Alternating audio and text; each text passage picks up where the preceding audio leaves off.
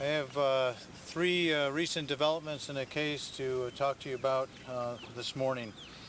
The first one, approximately 1:15 in the morning, we found a yellow kayak that fits a description of the one that Mr. Kimberly was towing behind, one of the two that he was towing behind his sailboat.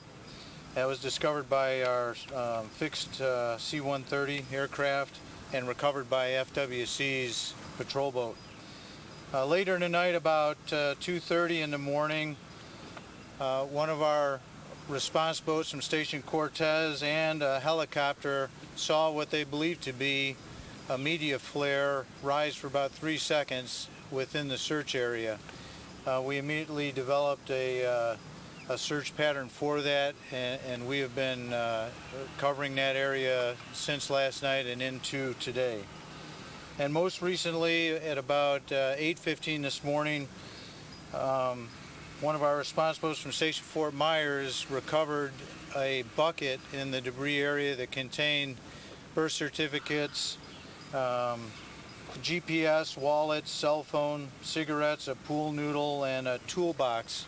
And it was approximately 5.5 miles west of the location of where the body was found. We've been remain in close contact with the family over these developments.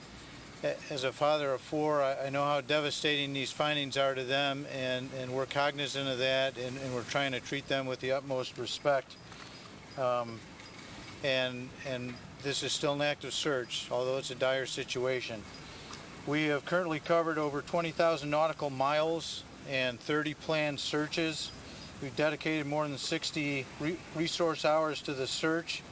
Today's weather remains very favorable, as it has throughout the search, and we continue to use all available resources, including Department of Defense from Air Force Base, our friends at the Florida Fish and Wildlife Conservation Commission, and locals.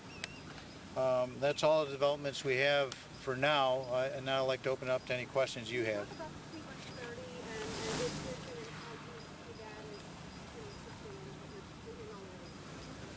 Excuse me, could you repeat that again?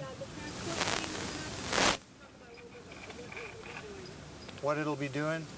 The fixed wings, the C-130s are, all the air assets search, the C-130s, the fixed wing can cover more ground. So we use a mixture of helicopters and fixed wing, and that way the helicopters can fly lower and slower and cover things in more detail, and large planes are able to cover a lot of area. As the search continues, that search pattern expands, and we need assets to cover a lot of area. Can you comment further on the flare that was cited and what it tells you? Well, yeah. Flare sightings are difficult because whether it was a flare or not, we're not sure. We treat it like it was.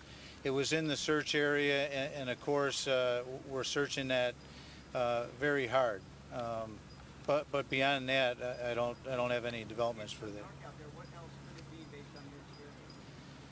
Well, it could be anything. Plane lights, reflection. I mean, we get thousands of reports. Some of them are flares, some of them aren't. But we treat them all as if they are. We certainly are treating this one as if it was.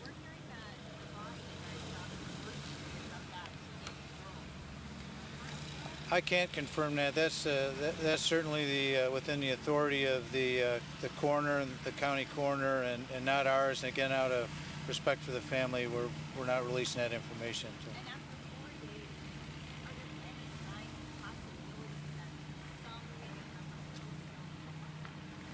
Well, again, we continue to hold out hope. There's so many factors involved, and there's yes, yeah, we still have hope they're out there. We're still searching. It's an active search and rescue mission.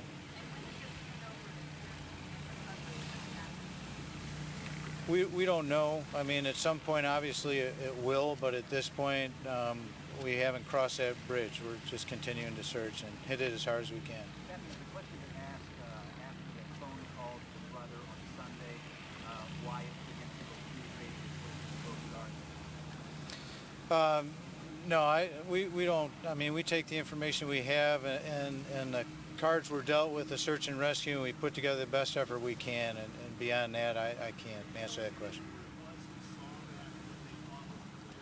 It was one of our Coast Guard response boats and a helicopter, one of our helicopters, and they're trained to see those things. They use them, they train with them, so we're taking that very seriously. What has been the most challenging aspect of the search so far? I think just the time lapse and being able to get out there after the event makes it challenging, and just the area we have to cover, and just the fact that it's a family out there. That's tough. We want to get out there and save them. We've time for one more question. The names on all the identifications and things that were found in that bucket were of the Kimberly family? I believe they were, yes. We'll go over that later. That's it for today. Thank you all. Thank you all for coming. We will not have any more. And you've been listening to Captain Gregory Case from the U.S. Coast Guard in the St. Pete Station, giving us the latest on the search for the Sarasota family that left Sarasota Bay on Sunday morning bound for Fort Myers. They called on Sunday, the man's brother, the Kimberly family, they called a brother in Fort Myers, said they were having difficulty out on the Gulf. It was very stormy. The brother waited until Tuesday, though, to call the Coast Guard and said they never showed up, and I'm worried about them. The search began that night. Now, the development today, the big one I thought, was that at 2:30 a.m. this morning, a Coast Guard boat out of Cortez and a helicopter spotted a flare, which potentially offers some hope for family members that there may be still survivors, despite the fact that a body was found yesterday, and of course a debris field was found yesterday as well. They did find another kayak from the boat last night, as well as a bucket that had several personal items, including IDs inside. Captain Case calls this still an active search, but under dire circumstances. We will bring you more on the search and the very latest in this search for the Sarasota family, the Kimberly family, coming up at noon. Now back to regular programming.